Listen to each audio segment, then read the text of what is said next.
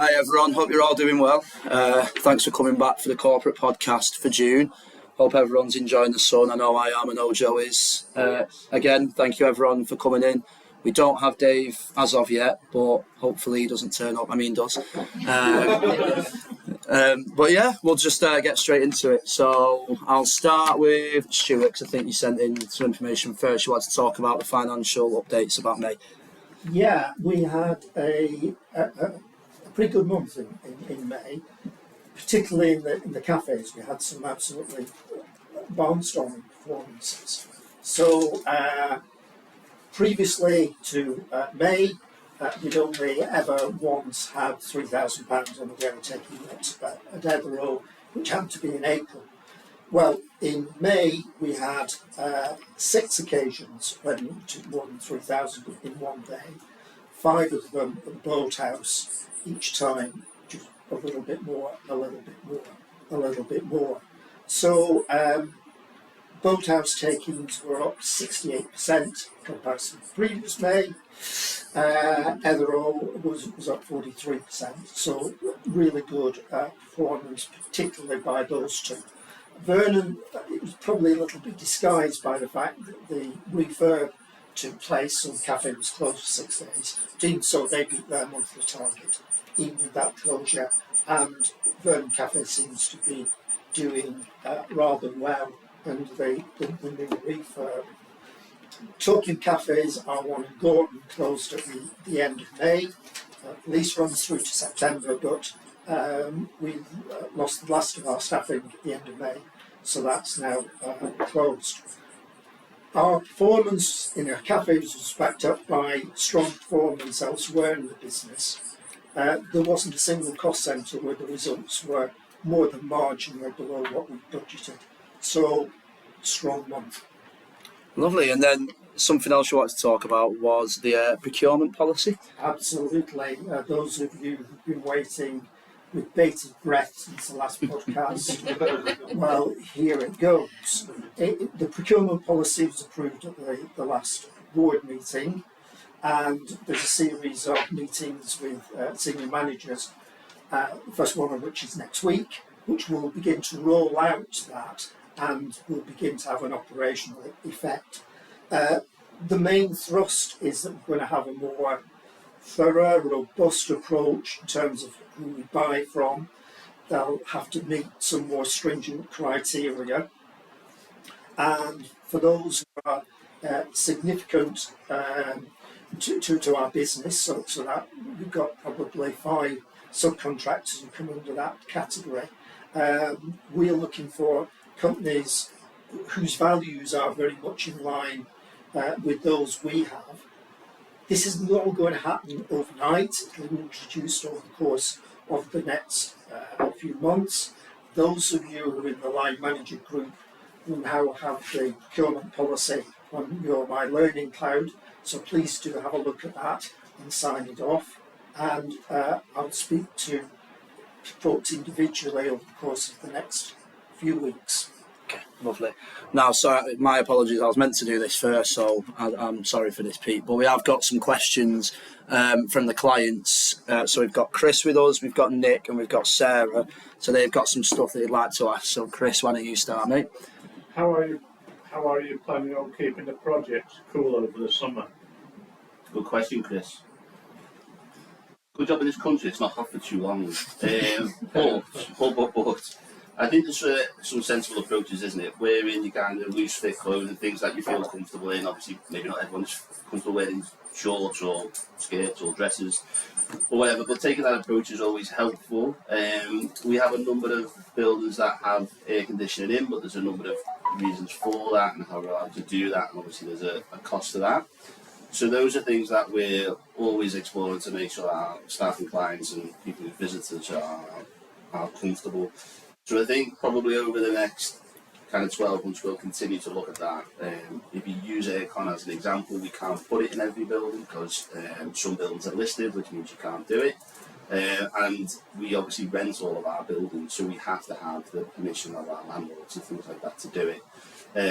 I'm aware a lot of projects have fridges and freezers for kind of cool drinks and one of those ice pops, whatever you call them, that type of stuff.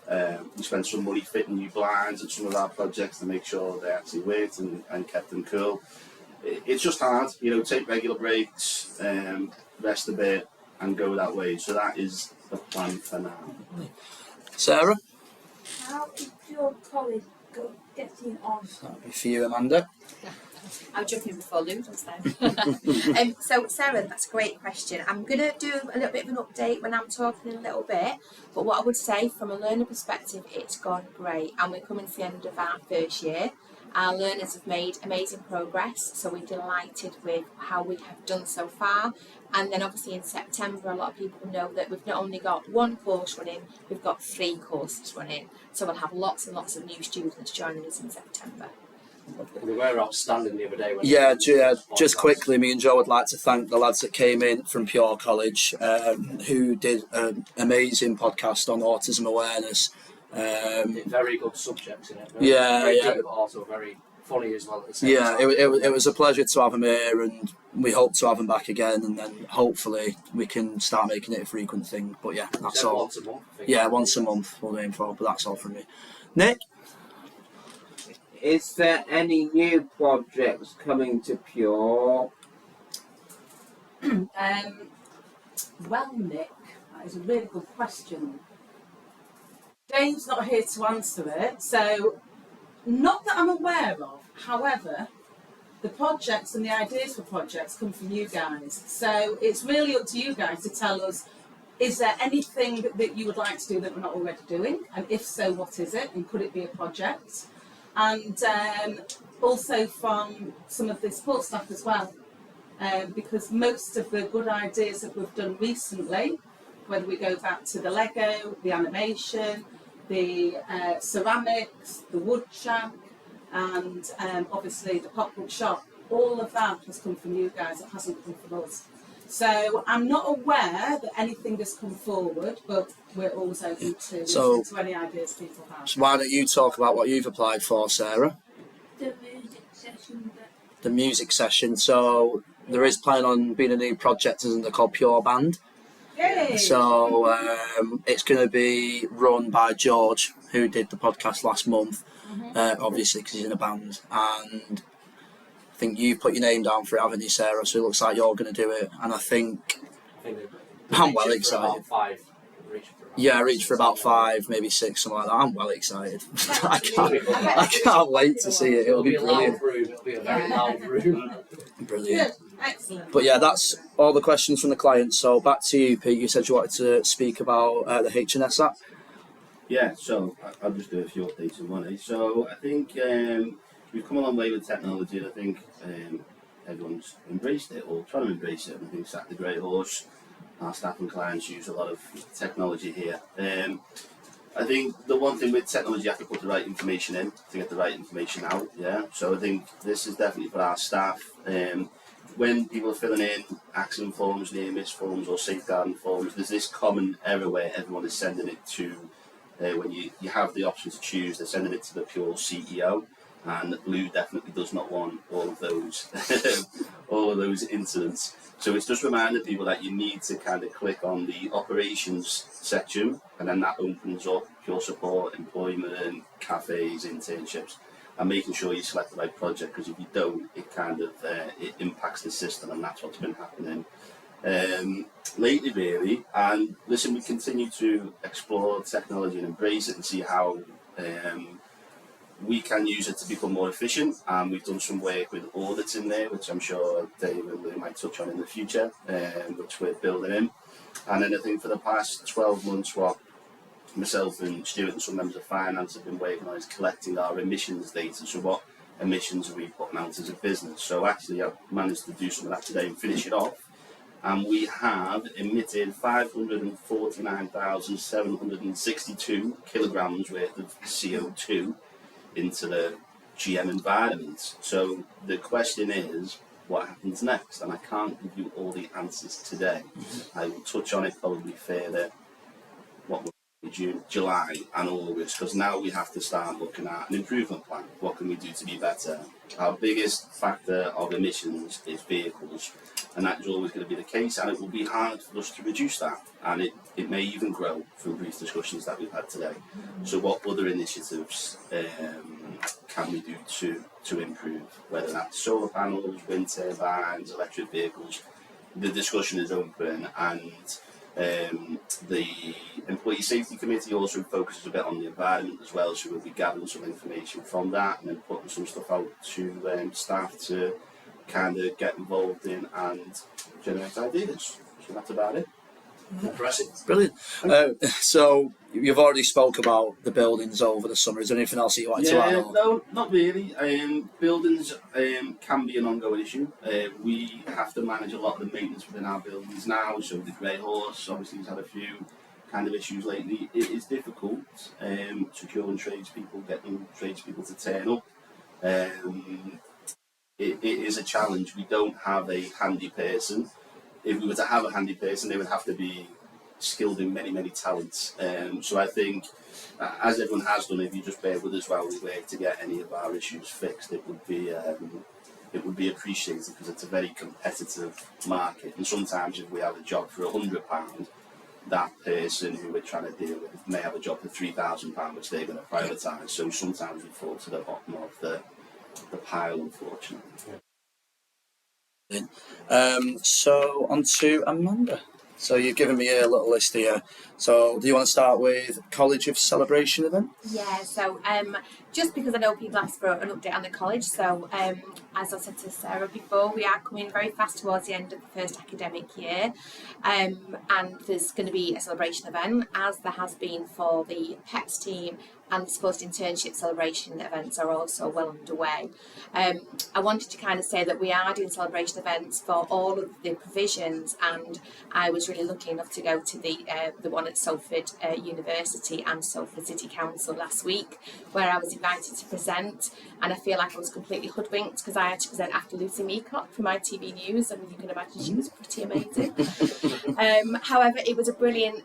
To be able to participate in something like that in such a small way is an immense experience for us, because it allows you to appreciate the learner's journey, but also families spoke, and for me, sometimes that's the voice I don't always hear, so I felt it was really moving, and I'm going to take from that to make sure that I consult with parents a lot more around kind of provision and destinations and things. But at the college, we're really busy still with learner recruitment, because again, as I said, we've got 3 courses running from next year. And last week we got agreement in the board meeting about proceeding with our move. So the college is going to stay at the mailbox, which is great because we love that location, but we are actually moving to the front of the building, where we'll have a self-contained area specific to the college, which we're really excited about. So that building work, I believe, has already started, and we've got a very, very tight turnaround of the end of August, because obviously the provision then starts first week in September. Lovely. You also wanted to speak about the BASE Awards as well. Yeah, so again, BASE Awards, that's the British Association of Supported Employment, and they hold an annual conference every year, and as part of that they do an award ceremony in the evening. So we've made a decision within the management team of Pure Employment that we're going to put ourselves forward for a submission in every category. And just to give you an example, there's a large employer category, there's a supported employment leader of the year, there's a practitioner of the year, there's a social value entry as well, so we're working hard on that. So we're hoping that we might be able to recover, we might be successful in at least one of those areas. Brilliant. And then finally, just wanted to give a quick shout out about the Access Festival. Yeah, so again, I know I mentioned this last time, and we know that it's a fantastic, really successful music festival for our clients, but it was just a shout out around if any of our teams know of organisations that want to continue to support it, so they can sponsor in a variety of different ways. It could be that they could help on the night and volunteer, it could be the fundraise for us, or it could even that they donate a small prize for our raffle. So if anyone knows anyone that would be able to help, please could you put in contact with Emily Baker, please. Brilliant. Good stuff. I can't wait for the Access Fest. I know, I love it. I can't wait. Feel the momentum building. Oh, it was brilliant. Same Actually, place, isn't it? Yes. Same place. I'd only been there for about 2 months. It kind of blew my mind a bit. It was brilliant. Oh yeah, you were quite new. Yeah, pretty new. So, Louise, on to you. I don't have anything from you, so please enlighten me. This is something I prepared earlier. Lovely. Okay, there's a couple of things I want to touch upon. Some that has been mentioned, some that hasn't been mentioned. So, first and foremost, we're always looking at continuous improvement across the organisation. We want to ensure that the people that come to Pure get the service that they expect with the outcome that they want, whether that's work, whether that's just having a good day in one of our projects, whether that's being supported through education or learning to use public transport and keeping well. Yeah. So we are doing a number of audits across the business. That has now started. Some of them are annual and some of them are biannual. So we are in the middle of a finance audit. We're in the middle of a safeguarding audit for the college. And just this week I was reading the audit for Pure Support, Stockport, Rochdale and Oldham. It's really, I always expect some areas of improvement to come from the audits because that's what it's about. It's about people telling us or finding out ways that we can improve the service that we are offering to people. So, but it was really reassuring to read some of the really good outcomes that they are achieving there. So there's a little bit of a focus on continuous improvement for the next, ongoing. You never arrive at where you think you need to arrive and say, job done. Yeah. It's always, what can we do better? I suppose that goes back to your question, Nick, over new projects and what else. We've got to kind of keep asking you guys what kind of things that you want to improve. You use the service, you're the best to tell us what works well for you, and actually the things that we can do better, because we can always do better. So that's around audits. Amanda's touched on the classroom for Pure College, so I don't need to touch on that.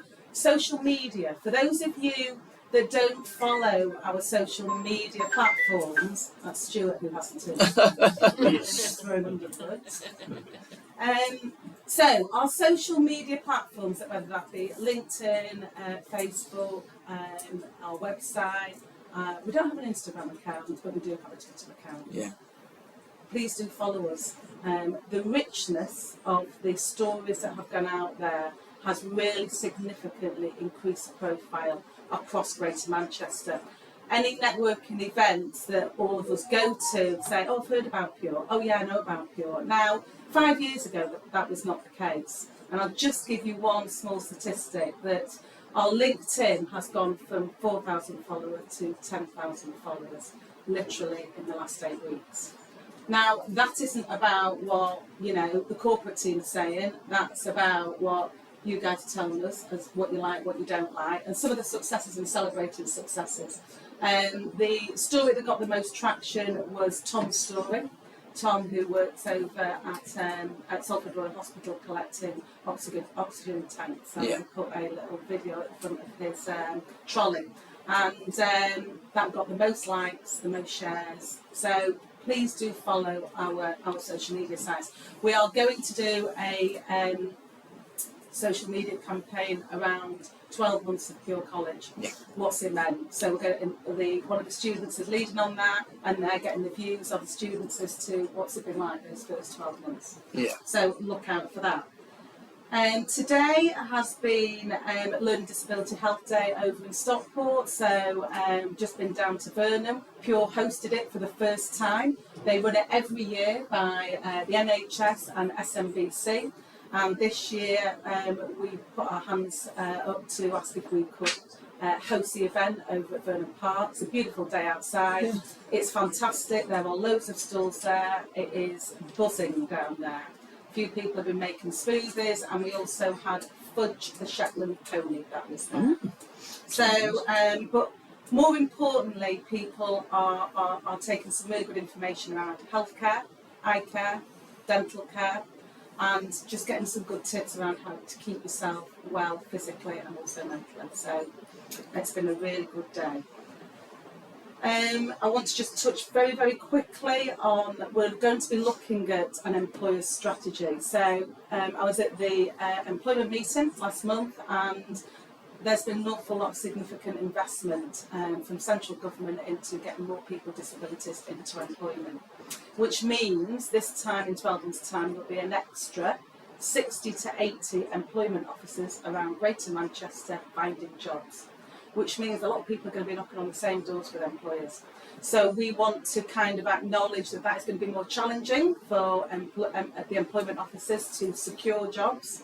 So we are sitting down with a group of people in the employment team to look at how we can sell our specialisms for what Pure can offer. We are different from everybody else when it comes to employment, and that's all around the personalised, person-centred approaches that we have with clients, but not just with clients, with the employers as well, to ensure that this is a win-win for both the employer and the individual that's getting the job, and the job seeker. So that's just something that's on our radar. And finally, I just want to say, and it's touching on what Stuart mentioned earlier, around the tremendous takings that have gone in our cafes. And of course, money will always be an important focus for Pure. However, we are not profit above people, and we are not quantity above quality. So we need to ensure that for clients who go to our cafes, continue to have a good experience. For customers that join that queue, that they also have a good experience when they come to our cafes. But more importantly, that we are doing a recruitment drive to ensure that we have adequate staff in all of our cafes to actually meet the demand, and it is a growing demand at all of our cafes, not just at Vale House. It's also at the Windmill, also at Vernon, but also at Edgware. So it's all around making sure that the wellbeing of our staff is crucial and important, whilst we continue to do our business but do it well. Yeah. And I think that's You got a question, Chris? yeah. I go at the end of every month. I go to a speaking out group at Stockport Advocacy. I don't know if you've heard of it. I know who you mean, Chris. Mary Edwards runs Stockport Advocacy, doesn't she? And there's a lady who takes me out. It's my support worker. She's called Philippa Wilson. Okay. She's also who helps involved with the learning disability with this particular group. Whether you knew anything about it or not. I do know the Speaking Out group, Chris, because it's been going a long time now, and I think it's really important. And there was a stand at the event today that was encouraging people to give their views and opinions about services in Stockport and where they would like to see improvements. And part of the Speaking Out group does that, doesn't it? Yes. Yeah. Because I know that a lot of the time transport's an issue, isn't it? Yes. And I don't know what else they've been talking about. Well, they've been talking about different things like bereavement and things like that, and people who've got problems with different problems of their own. Bereavement's one of them. Chris, can anybody join the Speaking Out group? You've got me there. I just got. Could you ask? Because I bet there's people that are listening to this Yeah. that may know people that would like to be involved in that Speaking Out group and have their voice heard to be able to. I could ask for you. Will you ask, and can we talk about it in the next month's vlog? Would you? We could do, yeah. If we can. Of course. It always lands on a Thursday. So. Right, okay, Yeah. okay, that'd be good, Chris. And then just see what the membership is, and then how frequently you meet. Do you meet monthly? At the end of every month. Okay. It's at the Stockport Advocacy Building, On the On A6. it's near Hillgate. near Well, Lego was. just past the town hall. You go up towards near Strawberry Studios. Yeah. I know where it is. You know. Yeah. I do, Chris. Yeah, thanks for that. I recognise the name. Yeah. Sarah, Nick, do you guys have any questions for him, or no? You're just excited for the music project. Yeah, that's what I wanted to ask him, because obviously I know you wanted to see the band. Chris or Nick, is there any projects that you'd like to see? How about horse riding? I quite like that, Chris. Horse riding. Horse riding. It's me actually who says it. What, you want to do horse riding? Yeah, I love it. Oh. Okay. Well, I don't know the answer to that. I'll have to think about it. But what I did say, do you remember last month when somebody asked about trips and going out on trips? Yeah. So I have spoken to Cap about that, and I've said, can we have a 12-month rolling programme with each project has a trip related to the project that they're involved in. So Kath and that management team are going to be looking at that, and she has assured us that that is going to take place. So that was one thing that was discussed Brilliant. at the time. Chris, Got no further comment. no further comments? No. Right, brilliant. Do you guys have anything else you want to add? Not at all. So I'm just going to list off a couple of things then. In fact, Louise, you'll know about this. I mentioned it before the podcast. So I managed to get some feedback from the last podcast. I got some from Emma, thank you, Emma, about the Arts Council project. She wanted to praise all the ceramic staff who've been doing a brilliant job with the project, and that they will be visiting ARC to see an exhibition later in the year. That's great. That's great. That's exactly the sorts of things that we were going to do with the trips. You know, Yeah. it's a ceramics project. You go and visit art that is an artist. So that's just perfect. Spot Yeah, on. brilliant. A little thing from me. I wanted to thank everyone in the art department who've been doing the backdrops to The Lion King. They all look brilliant. I'm really excited for the show. They're outstanding. Yeah, some of them are incredible. The ones that have been done here and at Vernon, I'm so impressed. I'm well happy with them. Can I just ask, when are we letting tickets? Are we putting them on sale? Is there a price to it? What does etc. I spoke to this with Alan the other day. We're going to really start pushing that marketing at some point next week. Okay. We're going to figure out tickets, programs. We've counted how many people we can fit, I think. So, Okay. well, so yeah, that's going to start coming together. I think within 2 weeks we'll have a definite idea of that. Perfect. Some more things. St Chad's. I've seen some really. Me and Joe have been sent some really lovely pictures from St Chad's. I'm sure all the other cafes are brilliant as well. But yeah, everyone looks like they're having a great time. Nick, you were mentioned in one of the pictures. You're having a good time. How's your time going at St Chad's? It's really good, thank you. Good lad. And last one from me was just for the All Stitched Up project. Any clothing donations that you have that can go to the project to be much appreciated for the costumes. I think it's certain colours as well. Yeah. Yellow for the lion. Yeah. It's all this email. Yeah, all I sent out an email, so hopefully you all got that. But I thought I'd just mention it anyway. But apart from that, that's it from me. Is everyone else okay? That's fine, thank you. Yeah?